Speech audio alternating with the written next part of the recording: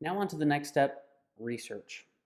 This step isn't quite as fun, but it does a really good job of putting into perspective the type of house you're going to be shopping for. So what I'd like you to do is open up your favorite house shopping app, whether that be Zillow or Trulia, Realtor, one of the above, doesn't matter, they all work about the same. And what we're going to do is we're going to shop, or rather look at, homes that have already sold. So rather than toggling the for sale, we want to toggle the sold houses. If your app allows you to, we also want to toggle the in the last 90 days. So sold houses in the last 90 days. And then the last piece we're going to do is set the price range to be a little bit higher and a little bit lower than your all-in budget. So in this case, with a $250,000 budget, we want to shop for homes in the $225,000 to $275,000 range to give us a good idea. So why are we doing this? Well, we want to figure out what our all-in budget house looks like. So by zooming into the different areas that you're looking to shop, you can determine that 250 grand, give or take, will afford X house. It's going to look like X amount of square feet. It's going to have so many bedrooms and so many bathrooms. And what you'll do is you'll slowly determine that your $250,000 to $275,000 budget is going to afford you X house. So do your research, spend a little bit of time figuring out what that future house looks like, and take some notes.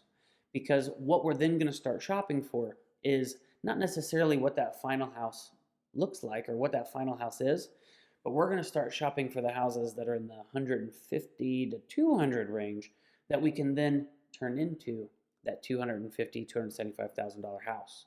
But you need to know what that $250,000 house looks like in order to turn a $150 house into it. Make sense? So again, this part's not super fun, but it gives you a really good perspective on what your all-in budget is going to eventually help you buy. So sit back, do some research, take some notes, and get ready. So I've thrown it out a couple times now, but we haven't really dove into it yet. The ARV, or the after renovated value, is the value of the home determined by the appraiser once the renovation has been completed. So this is the reason to have a contractor who gives a nice detailed bid, because it's going to give that appraiser a better picture of what the house looks like. The appraiser's job is to show up and look at the home in its current state, and then they've also got the bid in their hand.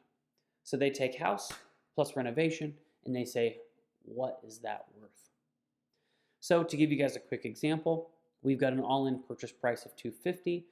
We are looking at a purchase price of this home of $200,000, and we've got a renovation cost of $50,000. So what that means is we need the appraiser to let us know what that after renovated value looks like. $200,000 house, $50,000 reno. As long as the ARV is equal to or greater than our purchase price plus our reno price, we're good to go. So in this case, we need that appraiser to let us know that the ARV of that home is $250,000 or more. Now in some cases, especially when you're using the FHA 203K, you can borrow 110% of the after renovated value. So if an appraiser tells you that the house is going to be worth $250,000, you can actually borrow up to $275,000 on that house to do the purchase and the reno in the event that you need it. So quick recap, ARV, after renovated value, is the house that the appraiser determines the worth after the renovation is completed. So keep that in mind. It's going to be thrown around a bunch, and your past research is going to play a vital role. We'll talk about that now. So we've talked about all of this before, your budgeting, what you're looking for, the ARV, and your research to let you know how you need to go about shopping. And it looks a lot like an investor were to shop. Investors are oftentimes looking for the cheapest home in the most expensive neighborhood. They're looking at houses for what that house can be, not for what that house currently is. So that's why doing some research to figure out what your all-in budget gets you is important. What it's going to do is it's going to give you the ability to go shopping in the neighborhoods that you like, looking for the house that you want, but you're going to look for the house within. So what does that look like? Oftentimes, you're going to be searching for a house that's maybe a little undersized, sitting amongst a bunch of homes that are much, much bigger. Now we've got the opportunity to maybe do an addition on that home that gets us up to, equal to the rest of the neighborhood. We also may be looking at a house that's outdated or it's just been very lived in and needs some updating.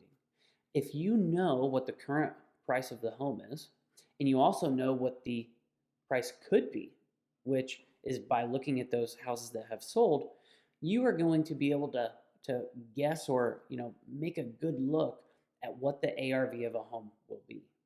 So if you've already done your research and you've determined that a 1,000 square foot house with 3 beds and 2 baths in this specific location is worth $250,000, you can now go shop for a $800,000 house that's 2 beds and 1 bath that's maybe selling for $100,000 and maybe $150,000.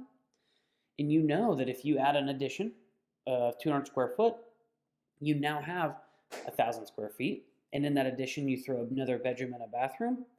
Now you've got your 1,000 square foot, 3 bed, 2 bath that equals your $250,000, $275,000 house. So by doing all of your research, by shopping like an investor, by understanding how the ARV works, you can look at homes that are the cheapest home in the nicest neighborhood. So a couple of search strategies that we typically look for or use are we look for houses that have been on the market for a long time. When houses are on the market for a while, it typically means one of two things. Either they have something that's terribly wrong with them, or for some reason, people just don't like it. Maybe it's outdated, maybe it's just not turnkey. So looking at houses that have been on the market for an extended period of time is going to be a good place to start. Another good place to look are going to be houses that have come back on the market. And here's the scenario. The house got put under contract and the person buying the home sent an inspector out. Well, the inspector shows up, finds a bunch of issues. Well, lucky for us, that buyer can't use the makeover mortgage process. They're not going through the right steps. So they had to back out of the deal. Well, that house comes back on the market. So when houses pop back on the market, there's typically a problem with either the mortgage being able to push through, so the buyer wasn't able to buy it, or more than likely, there's something wrong with that house. So whenever there's something wrong with a house, that's when the makeover mortgage process shines. So looking for houses that have been on the market for a long time, or houses that are coming back on the market, are two great places to start your shopping. So think like an investor. Look for homes, look for a home and what it can be. Don't look at a home and look at what it is.